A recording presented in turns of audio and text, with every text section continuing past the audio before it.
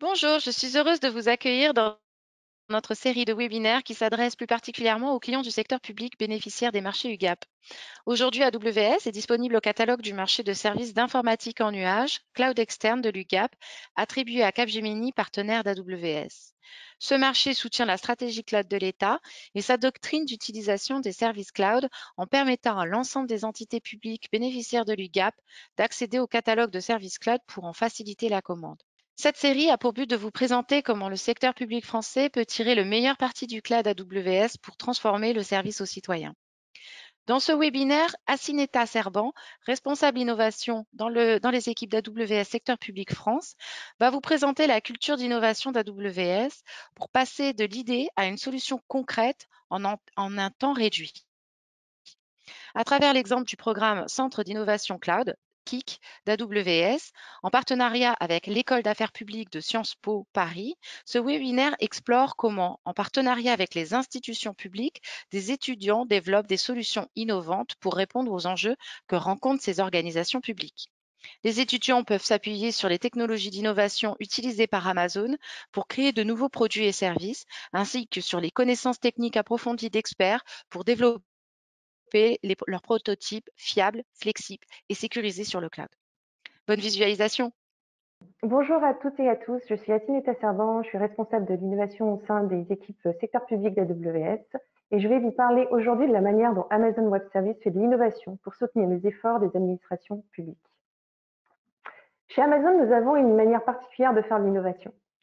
Cette culture de l'innovation s'inscrit autour de 4 valeurs. Le client, ou en l'occurrence dans le secteur public le citoyen, l'usager, est au cœur des préoccupations. L'innovation requiert une vision sur le long terme, tout en étant flexible sur les détails. Cela implique également d'être prêt à échouer, car ce sont des échecs que nous apprenons. Enfin, nous sommes prêts à être incompris pendant une longue durée pour faire de l'innovation.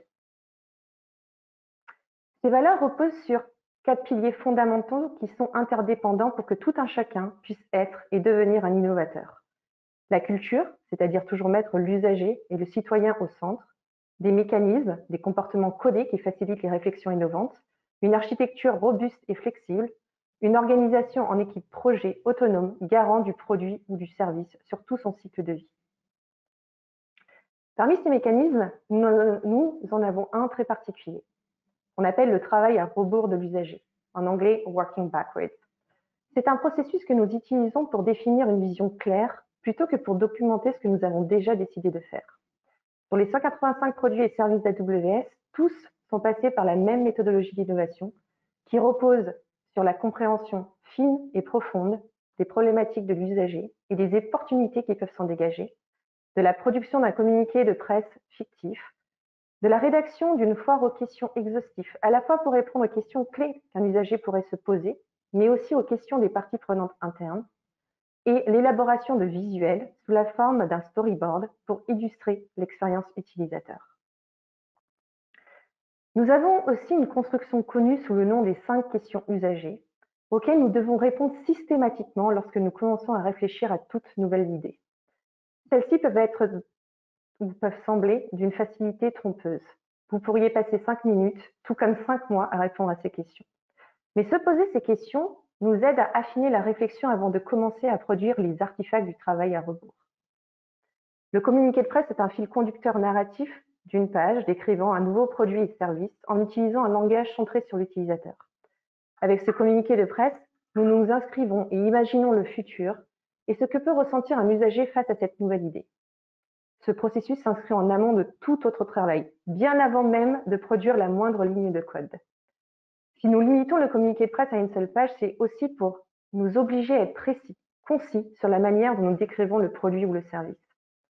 Dans ce document, nous soulignons le problème auquel l'usager est confronté et décrivons également la solution avec le bénéfice le plus important pour l'usager. Nous incluons également une citation fictive d'un usager fictif afin de s'assurer de nous mettre dans la peau de cet usager pour mettre en valeur les bénéfices et les avantages de ce produit ou service. Le deuxième document que nous rédigeons est un document intitulé Foire aux questions, qui couvre toutes les questions les plus probables qu'un usager ou toute autre partie prenante peut se poser sur les nouveaux produits ou services. Les questions usagées sont généralement assez simples. Comment ça marche? Qui est éligible pour utiliser ce service?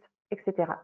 La partie consacrée aux parties prenantes internes peuvent inclure des questions d'ordre budgétaire, de gestion des risques, des considérations légales ou éthiques, et le calendrier d'implémentation. Enfin, nous développons des visuels qui permettent de donner vie à l'idée. Cela peut être sous forme de croquis, de storyboard ou encore de wireframe d'une application. Ces visuels décrivent l'expérience usagée. Alors, cette pratique ne nécessite pas d'être un grand illustrateur ou designer. Elle vise à communiquer de manière illustrative les idées élaborées dans le communiqué de presse et la foire aux questions. Pour résumer sur cette partie, je voudrais reprendre la formule de Jeff Bezos. L'invention se présente sous de nombreuses formes et à de nombreuses échelles. Les inventions les plus radicales, les plus transformatrices sont souvent celles qui permettent aux autres de libérer leur créativité et de poursuivre leurs rêves. C'est donc dans cette perspective, et parce que de nombreuses organisations publiques nous ont demandé de présenter la méthodologie d'innovation d'Amazon, que nous avons créé il y a 3 ans un programme à destination du secteur public, le programme d'innovation Cloud, pour permettre à ces institutions de bénéficier de cette méthodologie. Cette initiative est globale. Nous intervenons soit directement auprès d'institutions publiques, soit au travers de collaborations stratégiques avec des universités à travers le monde. Aujourd'hui, ce programme se trouve dans 8 pays et comporte 12 initiatives différentes. En France, le programme de Centre d'innovation Cloud se décline par une collaboration stratégique avec l'École d'affaires publiques de Sciences Po Paris. Au sein d'un programme intégré au curriculum d'élèves de Master 1 de l'école, nous co-innovons avec des institutions publiques centrales telles que la DINUM ou le ministère de la Justice et des administrations territoriales telles que la région Bretagne ou la métropole Nice-Côte d'Azur pour répondre à des grandes problématiques sociétales auxquelles ces organisations sont confrontées. Nous avons plusieurs missions et objectifs. Les objectifs de ce programme sont de former les agents de demain en permettant aux étudiants d'aujourd'hui d'apprendre par la pratique. En suivant la méthodologie d'innovation d'Amazon, nous sommes en capacité de prototyper très rapidement et de mettre les solutions numériques en pré-production. Ça permet notamment de minimiser les coûts d'échec, mais aussi d'accélérer le passage à l'échelle. Évidemment, autant que possible, les travaux seront publiés en open source. Il s'agit aussi de stimuler le développement économique, professionnel, sociétal en travaillant sur des problématiques à fort enjeu sociétal. Et enfin, d'accélérer les succès reproductibles et scalables dans le cloud. Concrètement, comment ça marche exactement? Nous avons 5 phases. Donc, nos phases d'engagement sur un cycle d'innovation se découpent en ces 5 phases sur un cycle très court, de 10 à 12 semaines lors des 4 premières phases.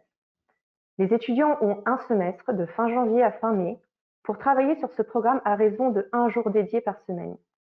Accompagnés de coachs en design thinking et de nos équipes d'architectes solutions, ils travaillent par petits groupes de 4 ou 5 sur des défis proposés par des organisations publiques telles que celles précédemment mentionnées. Une fois que les défis sont identifiés et sélectionnés par Sciences Po, ça marque alors une phase d'engagement pour cadrer le défi, identifier les équipes. Les étudiants vont partir en journée d'immersion dans les organisations qui ont soumis des défis pour comprendre leur quotidien, leurs problématiques, et ils vont également étudier les différentes alternatives.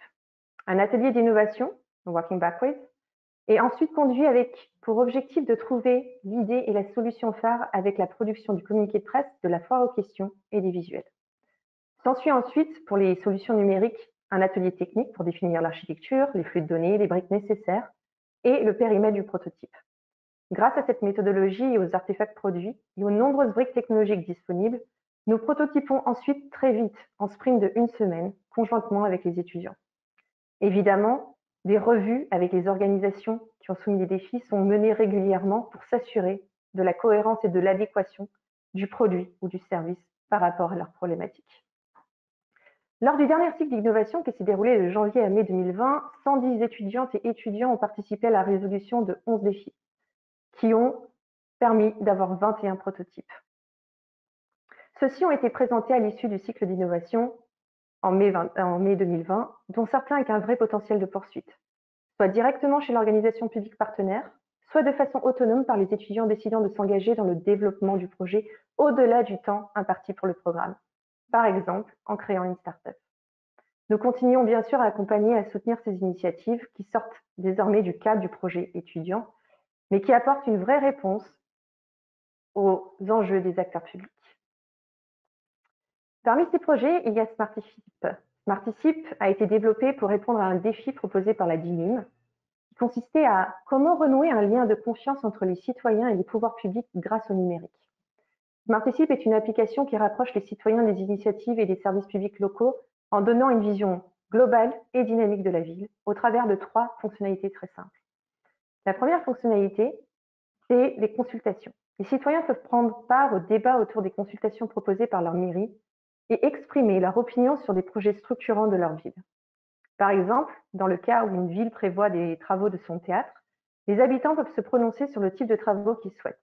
Une simple rénovation, la transformation complète du lieu, par exemple.